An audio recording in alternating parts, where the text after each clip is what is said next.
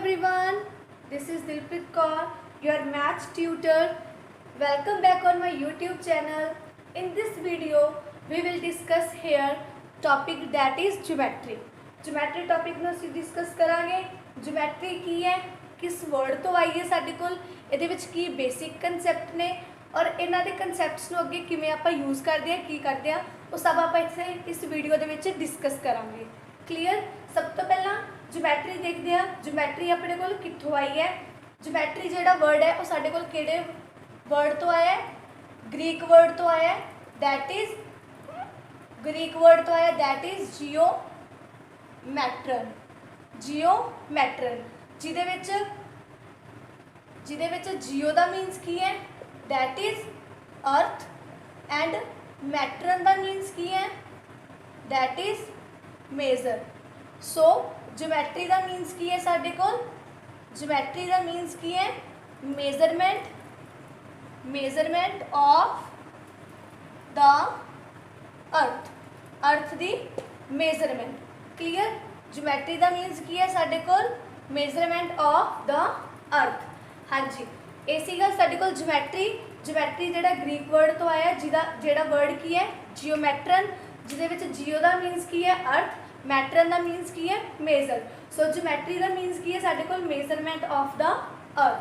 सो next आप discuss करांगे इहदे विच basic geometrical figures.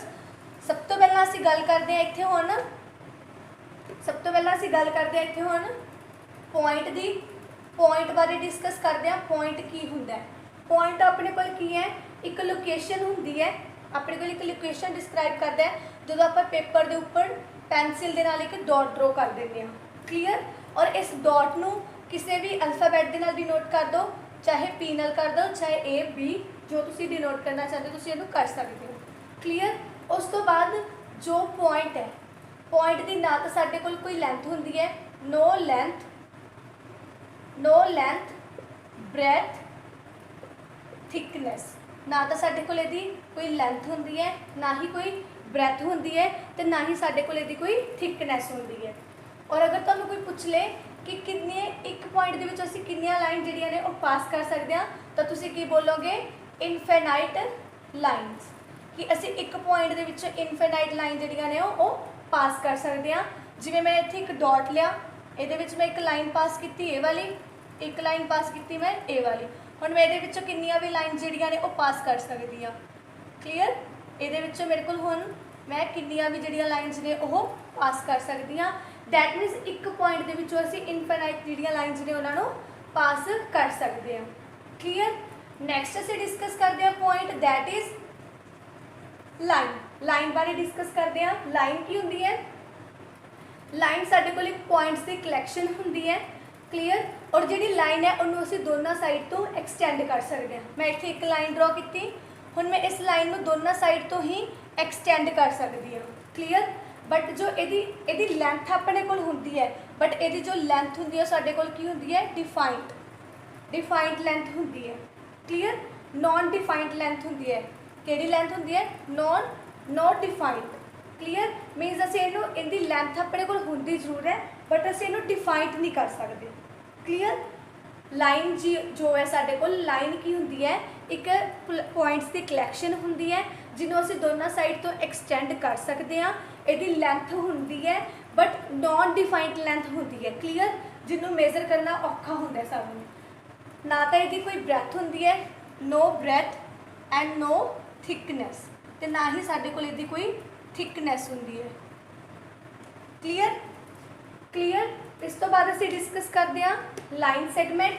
Line segment की हुंदी है, दैन फिर असीं रे नूं डिस्कस करते हैं।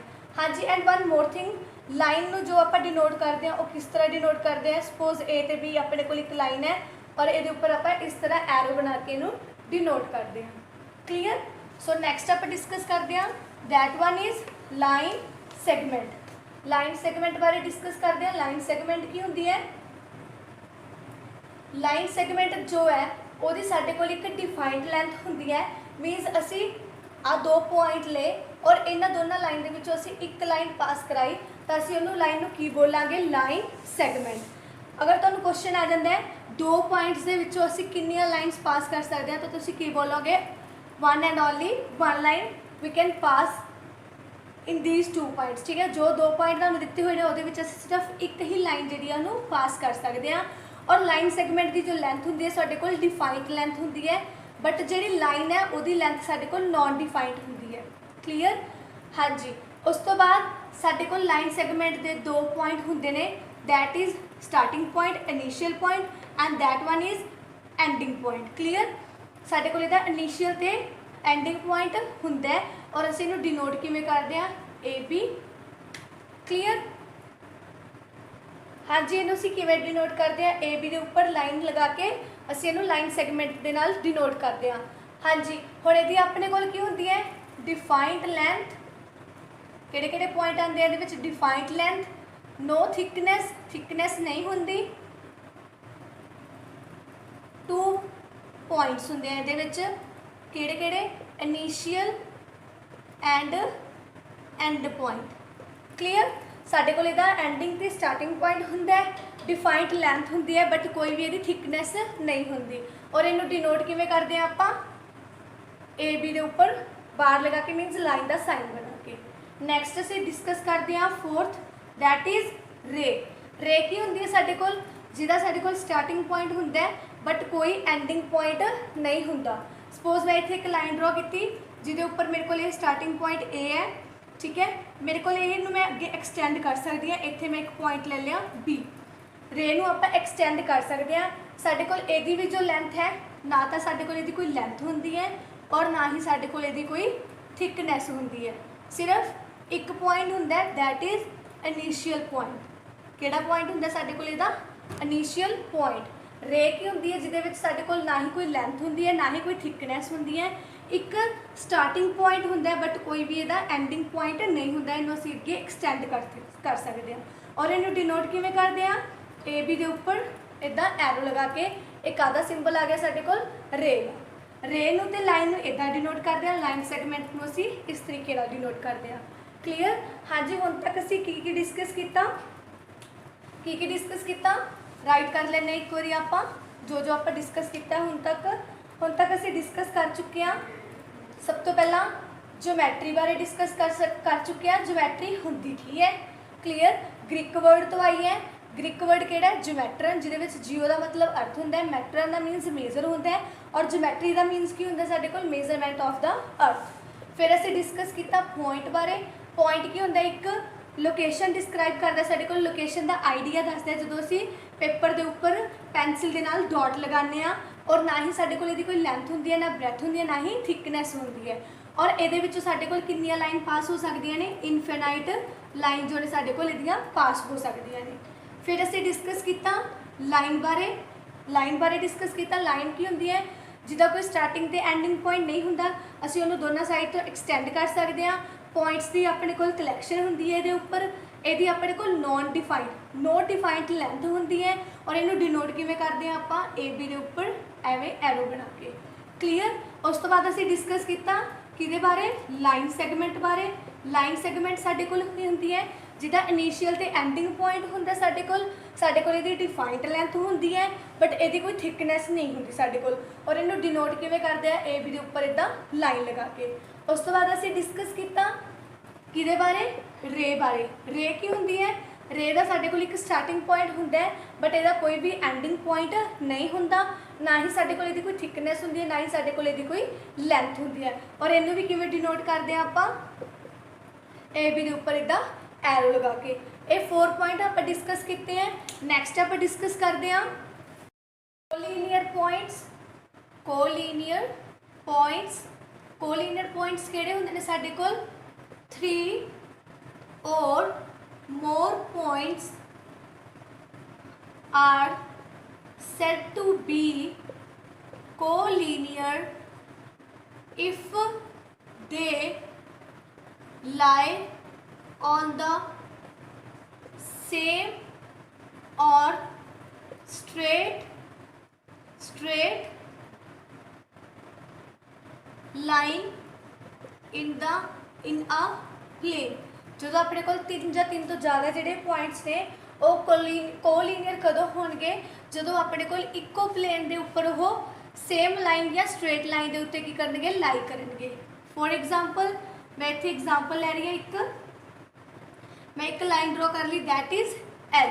हम ये उत्ते मैं एक पॉइंट ले लिया ए बी सी डी, ये मैं 4 पॉइंट्स ले ले जेडे मेरे को की है एक प्लेन की स्ट्रेट लाइन के उत्ते की है लाई करते पे हैं, तो मैं इन्होंने पॉइंट्स को की बोलांगी, ये पॉइंट्स मेरे को की ने कोलीनियर पॉइंट्स। नैक्सट आप डिस्कस करते हैं that is closed figures. Closed figures किहड़ियां होंदियां ने, figures which have initial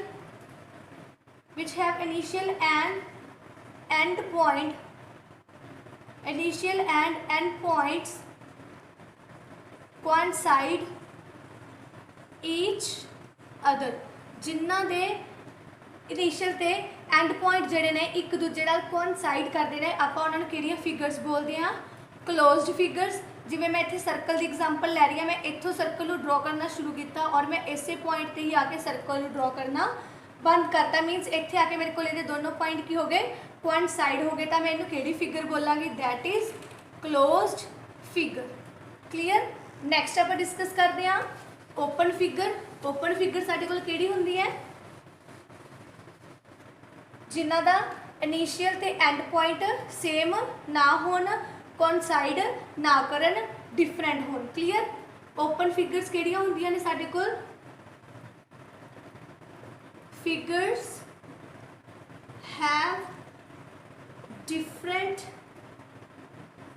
initial and end point, आप उन्होंने की बोलते हैं, ओपन फिगर बोलते हैं। फॉर एग्जाम्पल मैं इतने एग्जाम्पल ली, मैं इस पॉइंट तो फिगर ड्रॉ करनी शुरू की और इतने जाके मेरी ये फिगर जी है एंड हो गई, मीनस ए मेरे को की है इहदा स्टार्ट पॉइंट है और ये मेरे को की है इहदा एंड पॉइंट है, दोनों आपस में कोइंसाइड नहीं किए, तो आप इन्हूं किहड़ी फिगर बोलांगे, open figure. Hope you understood it properly. Please like share and subscribe my channel for more videos. Thank you.